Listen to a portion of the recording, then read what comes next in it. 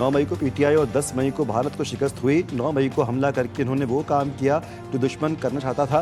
वफाकी वज़ीर इत्तलात अता तारड़ ने लाहौर में अपने हल्के के कारकुनान से खिताब करते हुए कहा कि भारतीय मीडिया में बैठ कर इल्ज़ाम लगाने वालों को शर्म आनी चाहिए। ज़हनी मरीज़ की ख्वाहिश थी पाकिस्तान डिफ़ॉल्ट कर जाए।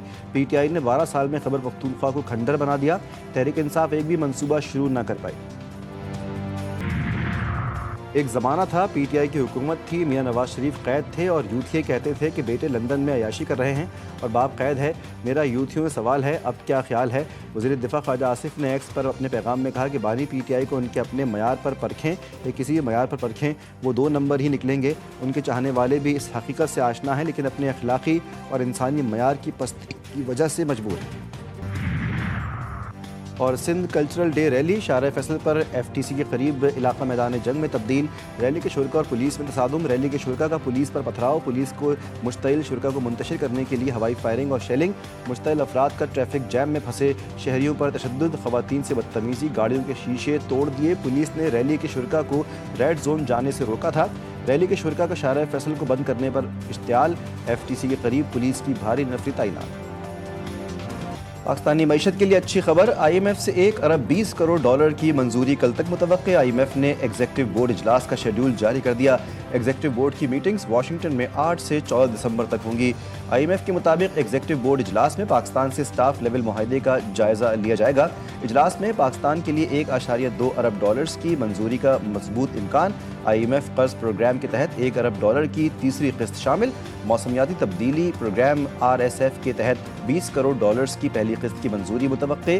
कर्ज की नई किस्त की मंजूरी से मुल्की ज़र मुबादला ज़खायर में खातिर खा बेहतरी और मज़ीद मालियाती इस्तेहकाम आने का इम्कान।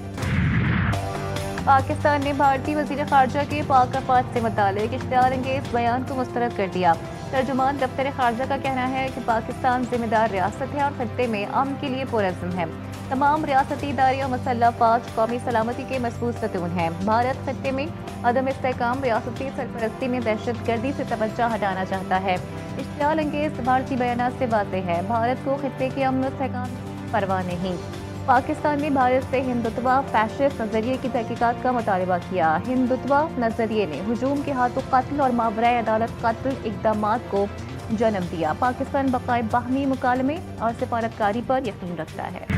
मैं DGISPR की प्रेस कॉन्फ्रेंस को 100% मैं उसको सेकंड करता हूँ। 2018 में अपीजमेंट किसने की थी? इसी मौसूफ ने की थी ना, ये सिर्फ TTP के साथ नहीं की थी। बलूचिस्तान के जो दहशतगर्द हैं उनके साथ भी ये अपीजमेंट की गई। बलूचिस्तान में लोग अपने फोर्सेस के साथ थे, अपनी फोर्सेस के साथ हैं, अपनी फोर्सेस के साथ रहेंगे। और ये जो पॉपुलर लीडर जिसकी बात करते हैं उसके अपने बेटे लंदन में हो, मेरे 2 भाई पाकिस्तान की फौज में। रियासत का जो दिल है वो बहुत बड़ा है, जिसकी एग्जाम्पल मैंने आपको परसों की दी। पाक फौज के खिलाफ बात करने वाले शोहदा की कुर्बानियों का मजाक उड़ाते हैं। सियासत रियासत से बढ़ के नहीं हो सकती। वज़ीर आला बलूचिस्तान मीर सज्जाद बख्ती कहते हैं, DGISPR की प्रेस कॉन्फ्रेंस की 100% तायद करता हूँ। पाकिस्तान की रियासत आर्म फोर्सेस और फील्ड मार्शल के खिलाफ बयानिया बनाया गया। रियासत को कमज़ोर करने वाला बयानिया तर्क करना पड़ेगा। रियासत नहीं तो फिर कुछ भी नहीं होगा। किसी की हुकूमत करप्शन बैड गवर्नेंस से नाराज़ हो सकती है, रियासत से नहीं। सुहेल आफरीदी से गुजारिश है, आपके सूबे को अमन और तरक्की की ज़रूरत है। मैं हुकूमत से भी ये तवक्को रखता हूँ कि इस वक्त की बयानबाजी और मुल्क से बाहर बैठकर पाकिस्तान के खिलाफ चलाने वाली कैंपेन को बड़े गौर से देखें। क्या ये पाकिस्तान के खिलाफ किसी एक और साजिश के इम्कानात पैदा तो नहीं कर रही है? हालांकि ये फौज जो है वो किसी एक पार्टी की नहीं है, किसी हुकूमत की नहीं है, इस कौम की फौज है। हमने अपने लीडर को पाकिस्तान से बड़ा नहीं माना और लाताल्लुक हो गए। अगर PTI वाले समझते हैं कि उनका कायद मुल्क से बड़ा है तो उन्हें फैसला करना होगा।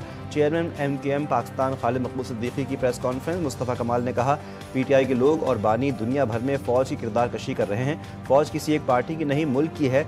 फारूक सुख्तार बोले, PTI की सियासत फ़ौज दुश्मनी और मुखालिफत के अलावा कुछ नहीं।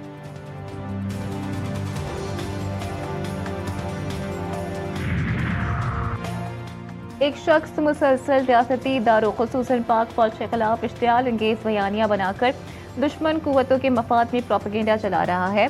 DGISPR कहते हैं कि उस शख्स के फैलाए गए प्रोपेगेंडा ने अंदरूनी और बैरूनी दुश्मनों को फ़ायदा पहुँचाया और पाकिस्तान की आलमी साख को भी निशाना बनाया। ترجمان پاک فوج کا کہنا ہے کہ فوج نے کبھی اس طرح کسی سیاسی شخص یا جماعت کو نشانہ نہیں بنایا، جتنی وضاحت اس کے بارے میں کرنا پڑی کیونکہ معاملہ قومی سلامتی کا ہے۔ وزیراعظم کی صدر نون لیگ نواز شریف سے جاتی عمرہ میں اہم ملاقات، وزیر اعلیٰ مریم نواز کی بھی شرکت، ملکی اور سیاسی صورتحال پر تبادلہ خیال۔ نواز شریف نے معاشی اعشاریے بہتر ہونے پر وزیراعظم کی تعریف کی۔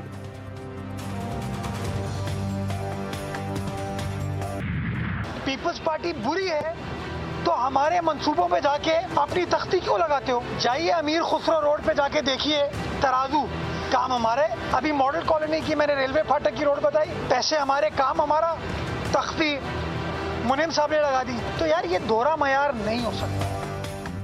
کام ہمارا ہوتا ہے اور تختی منم ظفر کی لگا دیتے ہیں۔ بار بار وضاحت کے ساتھ کہہ چکا ہوں کہ کام کریں، ہم آپ کا ساتھ دیں گے۔ لائٹ ڈھکن سمیت ہر چیز میئر لگائے تو ان کا کیا کام ہے؟ میئر کراچی مرتضی وہاب نے جماعت اسلامی کو آڑے ہاتھوں لے لیا، کہا کراچی کی فی یو سی کو ماہانہ 5 سے 12 لاکھ روپے دیتے ہیں اور کیا اپنا خون دے دیں؟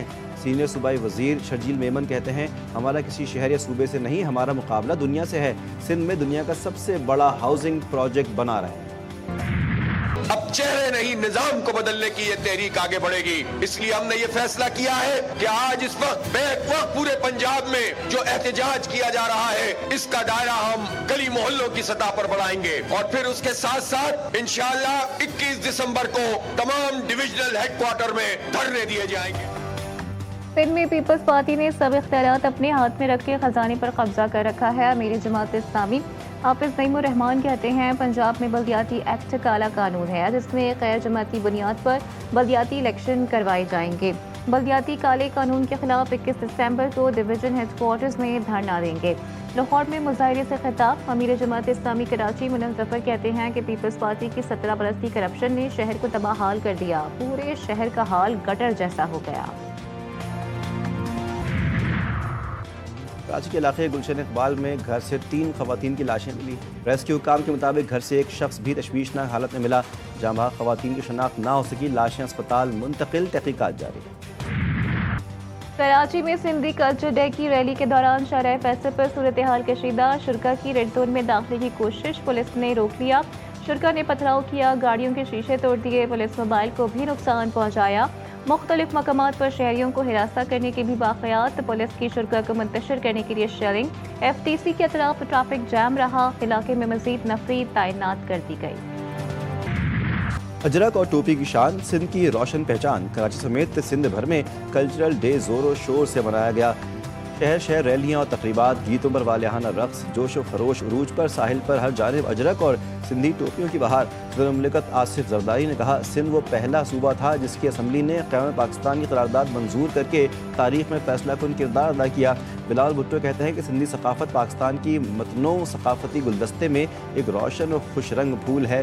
وزیر اعلیٰ سندھ نے اپنے پیغام میں کہا کہ سندھ کا آج صرف ثقافت کا دن نہیں بلکہ اپنی پہچان پر فخر کی تجدید ہے۔